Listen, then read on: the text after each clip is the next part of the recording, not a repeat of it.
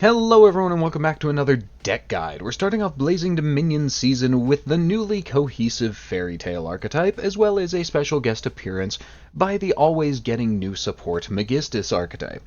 This is a bit of a weird one to talk about, because in the OCG this is a meta deck, but we are missing a lot of the key pieces that make it really good there, so instead we just get to play 18 non-engine. So if, like me, you are excited about the oncoming onslaught of various spell slot support pieces that start here and now, then let's get started. Starting with the Fairy Tales, this was a series of cards that was not an actual archetype until right now. It was just a series of some monsters that kind of synergized a bit by virtue of their stat line. Case in point, Luna here, when normal summon can add a spellcaster with 1850 attack from deck to hand. That was kind of the whole gimmick. They were all level 4 light spellcasters, 1850 attack, 1000 defense, and then once per turn she can also target an opponent's monster, and they have to foolish a card with that name from deck or extra deck, or it bounces the one you targeted and the Luna herself. So, like, it just punishes people for being greedy and playing one-ofs in the extra deck, or if they have, like, a Poplar or something, just a one-of card that they want to summon out from deck that they can't foolish another copy of, you can punish with that, and so she can be an end board piece. We normally aren't leaving her, but just keep in mind she is a disruption. Then we're on to Sleeper. Sleeper is supposed to be Snow. Snow is banned in the TCG, but Sleeper is like fine. She can flip to summon a monster from hand, cool, great, whatever, we're basically never doing that. More importantly, when the opponent activates a normal spell or trap card, you contribute another monster to turn their spell or trap into a Book of Moon for one of your monsters. We don't want to do that all the time, because you do lose the use of 2 monsters for the turn, because you have to tribute something and then also get something booked. But if the opponent's about to evenly you, then it's better than nothing.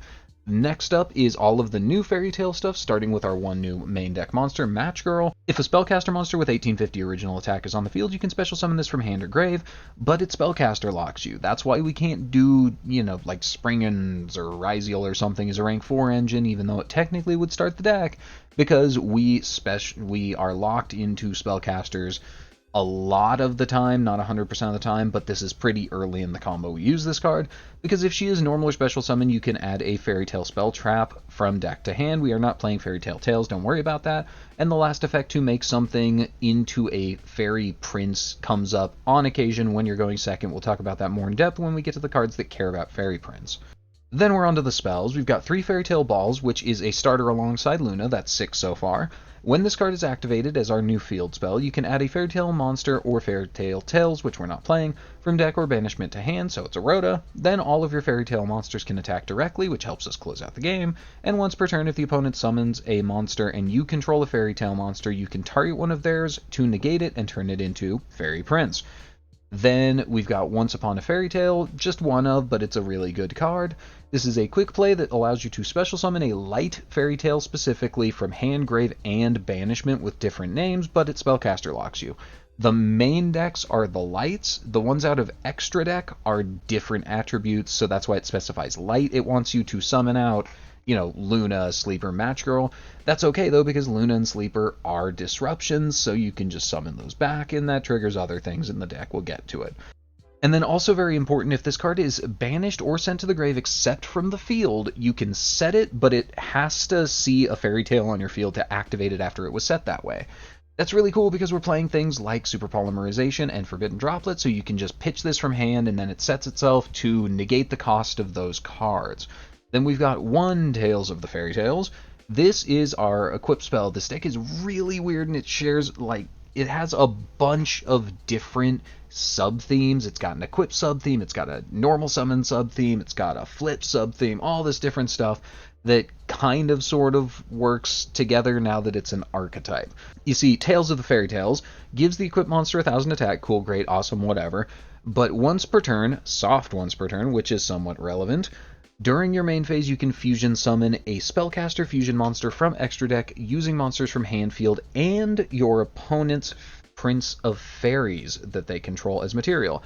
That's right, we have an ignition speed archetypal super poly Once we do a little bit of preparation to make one of their monsters into a fairy prince, and we've got a few ways to do that we've already seen, and there are even more.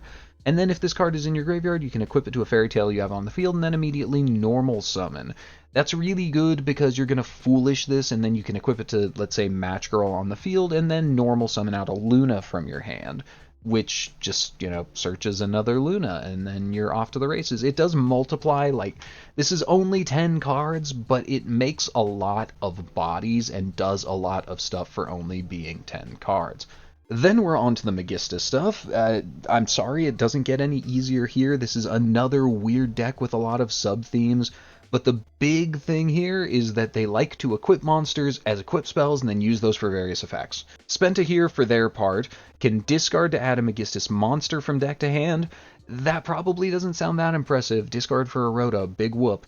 But this card is actually so good because specifically discarding a monster is very important in Magistus because you can just summon it back. So discard to add is like really good, much better than say a spell-based Rhoda would be in this deck. And then you can also banish this to equip a Magistus on field with a Magistus from your extra deck or graveyard, a Magistus monster specifically, because that's all they do. They don't actually have an equip spell.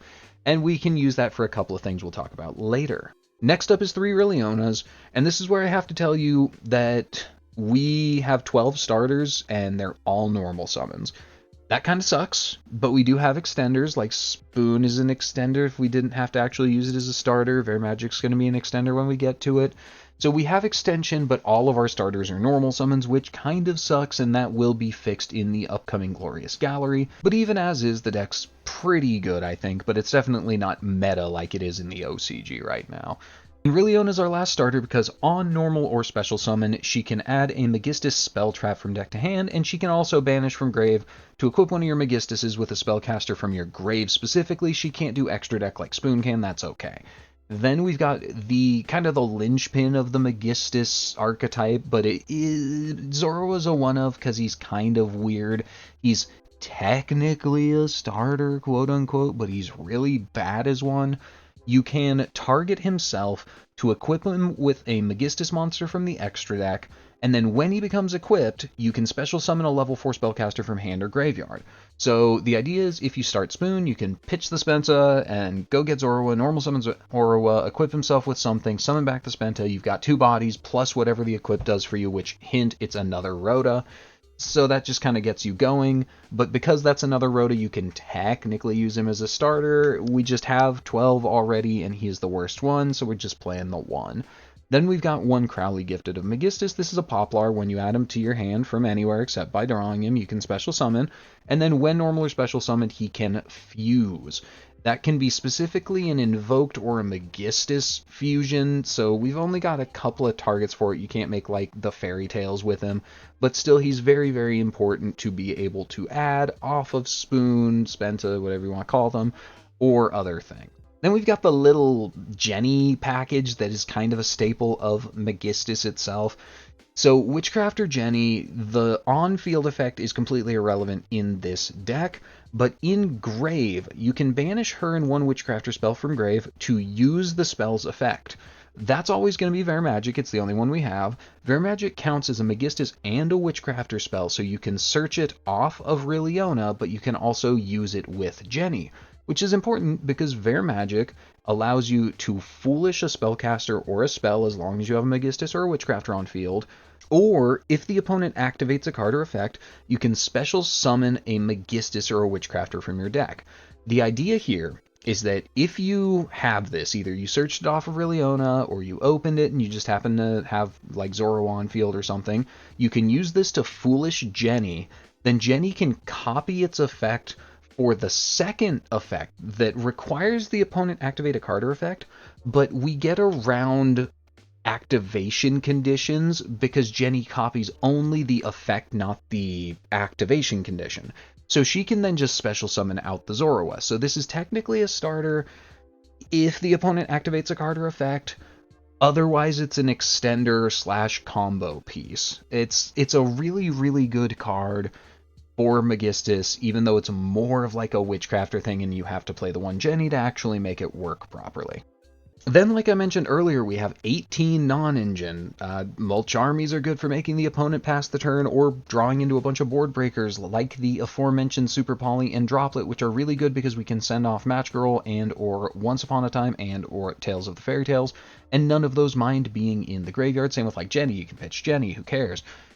Just we have a lot of good sends, dead Mulch armies for the cost of these two cards. And in particular, Super Poly, I think, is super, super important for the Fairy Tales. I think this is like the new biggest Super Poly deck, and we'll get into that in the extra deck. And we are opting into Fallen and the Virtuous if you do not have this package because it is expensive as hell. Maybe just play like Imperms here. We can't play Dominuses because we do have, Fire, Dark, Wind, Light. We've got a bunch of different attributes, so we can't swing any of the Dominuses. That's okay, Fallen and the Virtuous is very good. Then we're on to the extra deck. In the extra deck, we've got Wiccat as R1 Exes, who is a new Fairy Tale. She is a dark Fairy Tale specifically, so you can't summon her off of Once Upon. Again, that's specifically for the main deck ones. But she's still really good because you have to make her with 2 spellcasters specifically. Again, we can't just use generic rank 4 slop, we have to use spellcasters. But she makes all of your light Fairy Tales unaffected by your opponent's activated effects, so these guys just sit on field and they can't deal with anything. Funny enough, it makes Sleeper immune to the Book of Moon that Sleeper makes them do, if that makes sense. It's kind of interesting. And then she can also detach up to 2 materials to foolish that many Fairy Tale cards. This is how we're getting like Match Girl to the Grave, Once Upon to set itself, Tails to the Grave so we can use it. We can always get access to 2 of those 3 cards off of the Wiccat.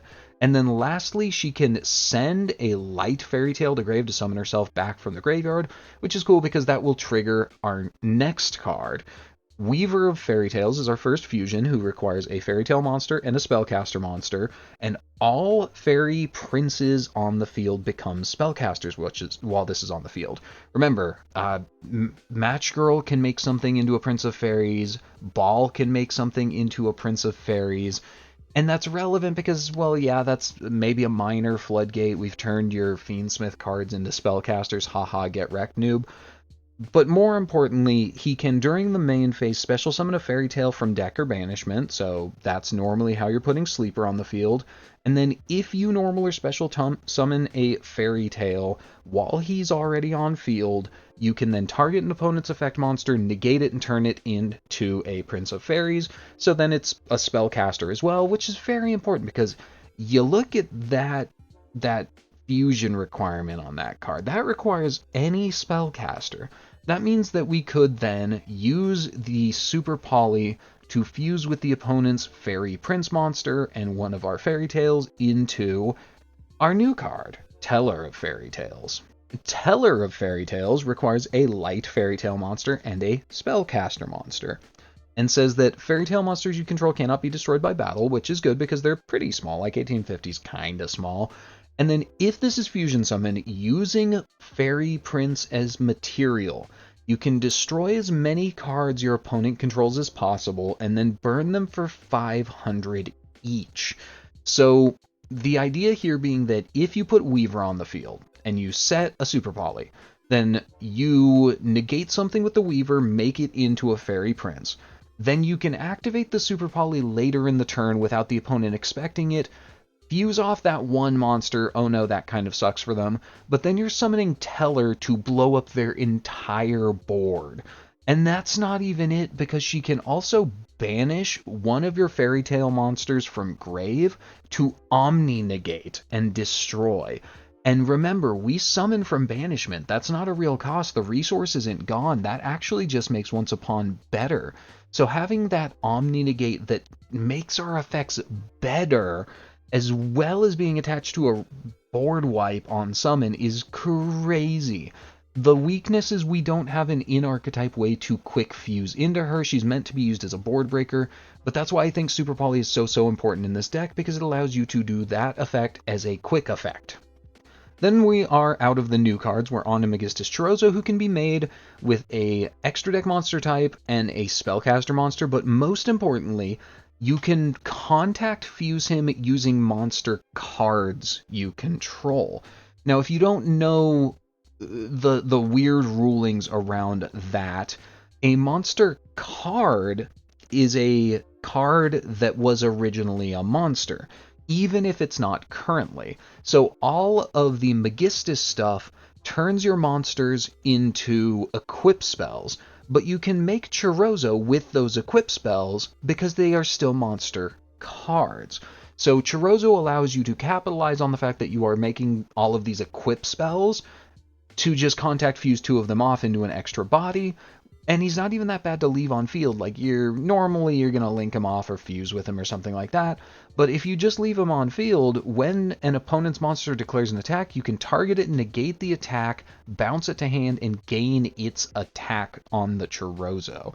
We play 2 of this one just because you can sometimes make 2 over the course of a turn. There's no hard ones on that summoning condition.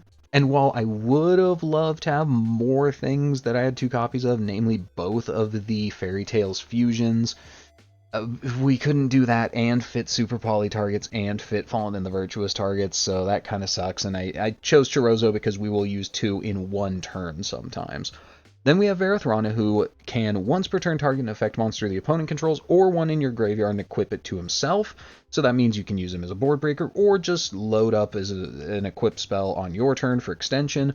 And then when an opponent's monster activates an effect, you can send a face-up Magistus monster card to grave to negate and destroy. So you can send himself if you're desperate, but you can also just send off a random equip, and the destruction is disjointed from the negate. You negate the monster effect, then you can destroy a card on field. So it's most of the time that's better than just a negate and destroy. So it's a really good card. It helps you break a board. It gets you extension in a roundabout way by making Chorozos, and it's a negate, or more negates if you're sending off equips and keep him on field for multiple turns. Very good card.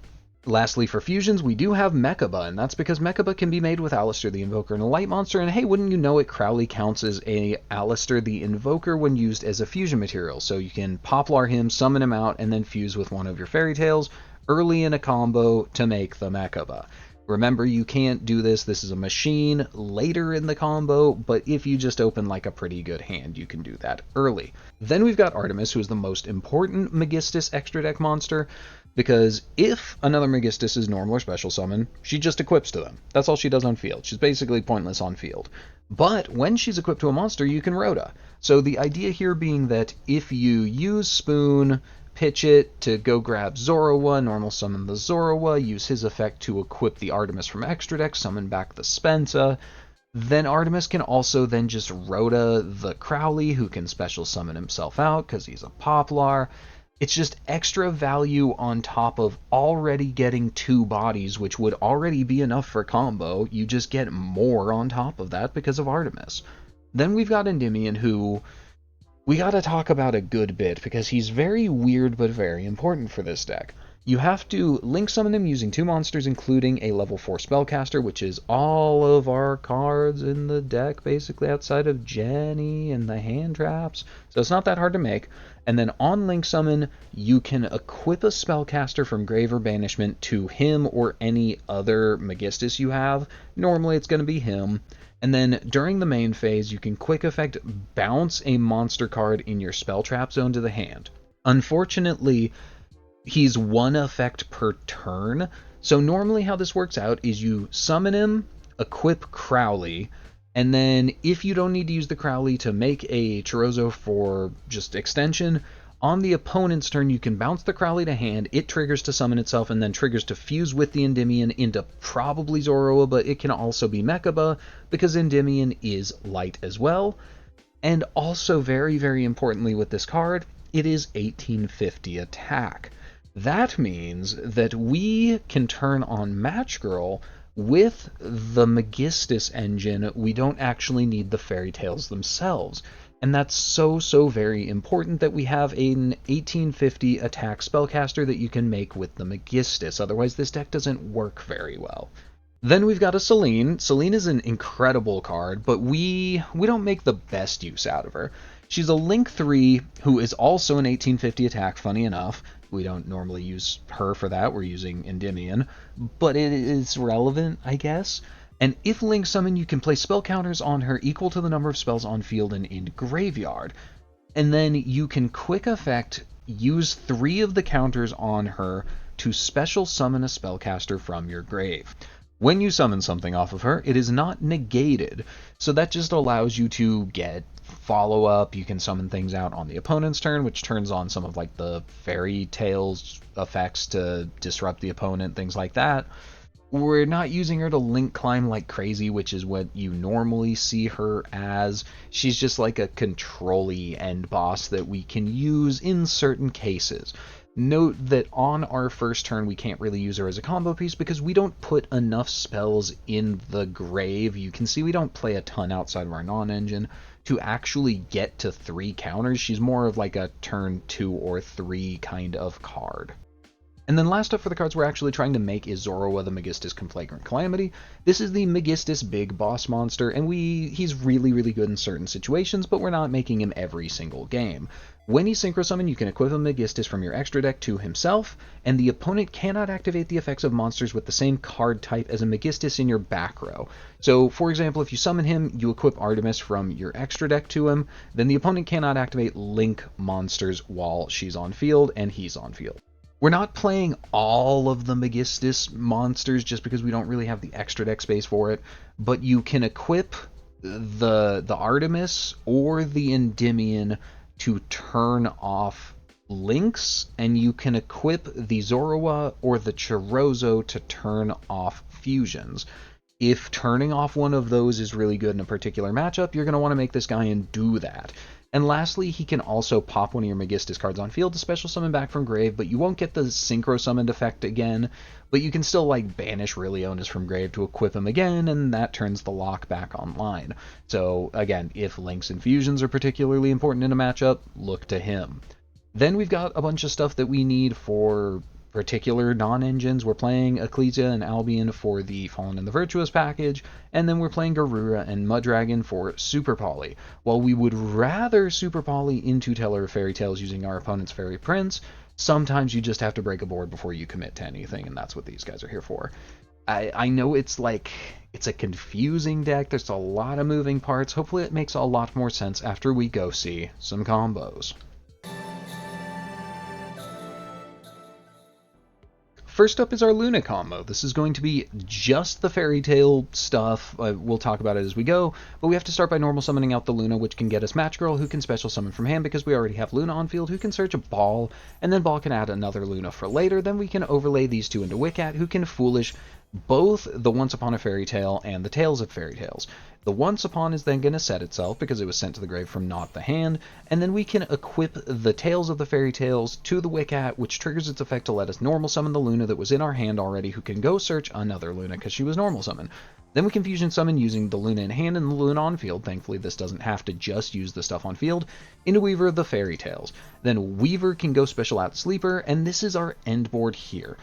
Note, it is very possible to keep going after this point. You can make Artemis, then make Endymion, then equip the Artemis from grave to the Endymion and use her effect to search a guy. We've committed our normal summon already, though, and at that point you're spinning your wheels, wasting resources to end on honestly a worse board. So keep that in mind. This is not the deck where you just want to click every yellow button that pops up. You want to actually know when you're supposed to stop, and this is it. Because what do we have here? So we've got Wiccat protecting Sleeper. Sleeper can stop a spell trap that would just end our day. The Weaver turns everything into spellcasters that we turn into a Fairy Prince, and can negate something and turn it into a Fairy Prince when we summon back something off of the Once Upon a Fairy Tale, which we can summon out a Luna, who has her own disruption for the bounce, and then also we have Fairy Tale Ball, which can negate something and make it a Fairy Prince. We do not have a way to fusion summon on this board. We have to just hard open the Super Poly, unfortunately. But even so, this is 2 monster negates, a spell trap negate, and a bounce and protection and follow-up. So it's pretty good. It's a very control-y style of deck, but it's kind of layered, a lot of moving parts. It's good. It's still good, y'all. And then the Magistus are the currently better starting engine, and we're starting with Spoon here, Spenta. We can pitch the Spenta to go get Rilliona, then we can normal summon the Rilliona and use her effect to go get Ver Magic, and then we can activate the Ver Magic to dump Jenny. Then we can use Jenny's effect with the Ver Magic to summon out the Zorua, who can use his effect to equip Artemis, who can summon back the Spenta that was in grave because we used it at the start. And then we can overlay specifically the Spenta and the Rilliona into Wiccat so that we still have the Artemis effect because we haven't used it yet. And then Wiccat can Foolish. This time we're going to do Tails and Match Girl. Unfortunately, we cannot do all three, so we're not going to end on the Quick Effect Special Summon, but it's okay, we'll be fine. And then we can use Artemis's effect to add the Crowley, special summon the Crowley because it's Poplar, and then fuse with the expended Wiccat into Zorua the Magistus Victorious Verathrana. That insulates the rest of our combo because we now have a monster negate on field. So we can use his effect to equip the Crowley to use both of our equip spells who have now been spent as material to go into Chorozo to keep extending. That lets us go into Endymion and equip the Crowley, because we can use the Crowley on the opponent's turn. And then we can use the Match Girl, because we haven't actually accessed the Fairy Tail engine, and we have an 1850 attack on board. So we can summon her out, use her effect to go get Ball, activate the Ball to get a Luna, then we can use the equip spell in the graveyard to equip to the Match Girl, which lets us normal summon the Luna to search another Luna, and then we can use the effect of the equip to fusion summon the two Lunas into Weaver of Fairy Tales, who can summon out Sleeper, and then we go to end phase. There's nothing really good to do with the Match Girl, but she's still equipped, so that's, 2850 is a big guy. But otherwise, we still have all of the Fairy Tail stuff besides the special summon, and it's okay because we still have Wiccat, who can send off one of our guys to special summon to get that trigger if we need to. And we can also, on the opponent's turn, use Endymion to bounce back the Crowley, to summon Crowley, to fuse into Mechaba so that we can negate whatever with whatever we have left in hand after this, because again, it's a true one-card combo. We have 4 cards left in hand if we haven't had to extend or do anything else. Cool.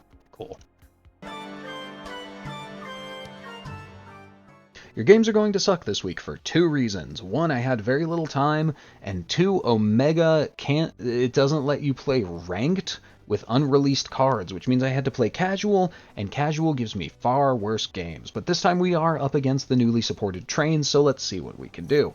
They made us go first because Trains can kind of go second. They have cards that care about the opponent having stuff on field, so I guess they were thinking that's good enough. But we do open full combo, and then some. Like, even if they interrupted us, we have the Spenta in hand, so we could extend, which is pretty cool.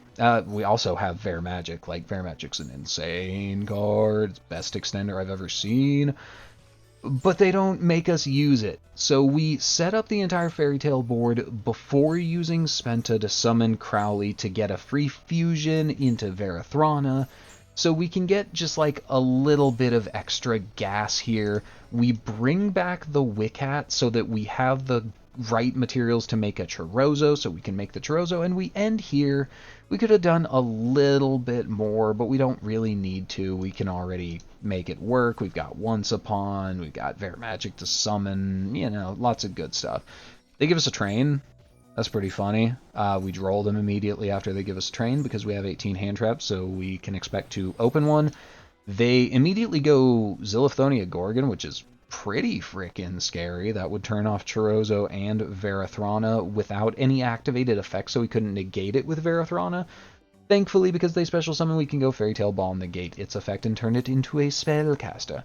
Now they rip the Duster. They were sitting on it hoping to bait out other stuff before they used it. That's perfectly fair. But we can just chain both effects, get Jenny in the grave so we can use her next turn, and then summon back Sleeper so we have another spell trap negate if we need to. Then they go for, the Blue Traveler. Blue Traveler's a really good card that can summon itself and another Earth Machine from the grave. They go to do that to get 2 materials back out. That's probably worth the Verathrana because they already normal summon the Ancient Gear Wyvern, and 2 bodies is a lot, so I figure that's probably the right place, and it was, so they scoop it up. It's an unassuming board that we make, but it's got a lot of disruption. We still haven't used everything. We still haven't, done Wiccat, send Sleeper, summon back, trigger Weaver to negate something. We haven't used the Sleeper itself. We don't want to use the Sleeper if we can help it. we still had gas, and then we've had follow-up, so it's pretty cool. And then I included this game against Killer Tune because it is a funny haha. We are going first, and we have 4 non-engine and a brick. So we're going to set Super Poly and Droplet, and hope those in Ash can get us there. Okay, well, normal summon Q, that gets the Ash out. Of course that gets the Ash out. Reveal Rotary, summon out Rose Whip. Okay, well, that's kind of annoying, but that's fine, because we can go Droplet on the summon of Trackmaker. We can pitch both the Fairy Tale from hand and the Fuelos from hand. There's a really funny interaction here that this does. Because we have now emptied our hand, after they have chosen what they want to do with Rotary, the Rotary will fizzle and they won't get a search because they have to look at our hand to get the spell trap search, and we don't have a hand to look at. So we can negate the Rose Whip, the Trackmaker, and the Rotary Engrave all with one action by doing this. And the cool thing is, it's still just going to set the Once Upon a Fairy Tale because it was sent to grave. So they go into Zaylin, they bounce the Once Upon with Trackmaker, even though they knew what that was. The Super Poly isn't live. They don't go to battle phase for whatever reason. I don't think they're locked out of their battle phase. They just chose not to. Maybe they forgot that they went first, or they went second. So they pass it back to us, and God, we don't need another Super Poly here, so we just pass it back to them and hope that they overextend trying to get to lethal. And we can Super Poly, crap, they make back-to-back here, and that's all they do. That does most of our life, and this has got to be good. Oh, that's a really good one. So we can pitch the Spoon, they summon back Rotary, they go into Trackmaker, but we get to Zoroa. We have Engine, people. So they make a Trackmaker, that's going to give them a search, it's going to give them the Rotary trigger. They search the clip, that's disastrous. They Rotary, they don't look at our hand, they put back the Spenta because they know how our engine works. So now we can't even summon it off the Zoroa, so we don't have any summon target, so they just have to not do anything to us here. We add the Artemis, they go Crackle. Crackle is a pain in my ass, but we can deal with it. Super Poly, we activate it here because they finally have 2 Darks on field and we can Poly, but the Crackle's going to come back anyway, so it's still not great. We make the Mud Dragon, they rip our Garura on accident, that was the clip, and then they intentionally rip the Zoroa, which is smart, but eh. And then I make a big mistake, and I add the Spenta off of Artemis because I forgot I used it already and they just shuffled it back in. I needed to go straight into our fusion Poplar boy, so that's disastrous for us, but I can use materials to go into Endymion and have him equip a guy, and then I can set the Super Poly so we have a Super Poly live, and I can put the Zoroa back in our hand on the opponent's turn so we have follow-up, but they can kill us if we can't completely stop them, so we're gonna have to do that. So we go Apex Poly with our own Endymion because we've already used him to get follow-up, and the opponent's Loudness War because they cannot respond to the Super Poly, so they can't use Loudness War in response. I was worried about them like gaining extra value off of doing that, so this was exactly where we needed to pull the trigger. Thankfully, the Verathrana was back in because Crackle puts the ripped cards back in the extra deck on end phase, so we can still make him here. They banish a card off top, they give us Ash off of the top, but I guess they were like, crap, we know he has the Zoroa and he has a Monster Negate, and we don't have anything else we can do really, because I guess they only had the one Loudness War, but even if they had another, we could counter that with Verathrana, and then we still have the starter. So, like, remember this game started with a brick and 4 non-engine, and sometimes the 4 non-engine is enough to survive long enough to see a very small amount of very good engine. Cool? Cool. And we're back with closing thoughts on Fairy Tale Magistus. The deck is fine. It's rogue at this point. Like, it just doesn't... It has extenders, Vare Magic's an insane card, Spenta's amazing. We can extend through Interruption, but we're not amazing at it. We've got an okay number of starters, but we're not amazing at it. We shine by just having a ton of non-engine, and that's good. It's not bad, and the engine we do have is quite powerful, but The deck will get much, much, much, much, much, much, much better in a month with Glorious Gallery because that is bringing the Regulus package with it. If you haven't seen these cards, this guy specifically allows you to reveal a spellcaster in your hand, lose life, summon himself, then add a spell that mentions him. That lets you add Endymion Empire. Endymion Empire adds a card that mentions him, which can be Vare, Maid of Endymion, who can special summon as long as a spell has been activated, and then search you the Vare magic. So this puts 2 bodies on board, 2 level 4 spellcasters that we can overlay for the Wick Hat without our normal summon while searching Lacrima of Light along the way to use as extension in case we need to, despite the fact that we don't even need to use it for the full combo because we just have Wick Hat at that point. So being able to play these 3 cards, and to a lesser extent you can play a Regulus Zero if you want, it's fine, but these 3 cards specifically give us more starters, more extenders, more disruption, because Regulus, the Endymion Empire actually gives you even more extension, because if the opponent has a monster, after your search, you can special a spellcaster from hand, so you can like go Regulus, search, Endymion Empire, activate, search, Vare, and then special summon a different guy from hand, which is pretty cool.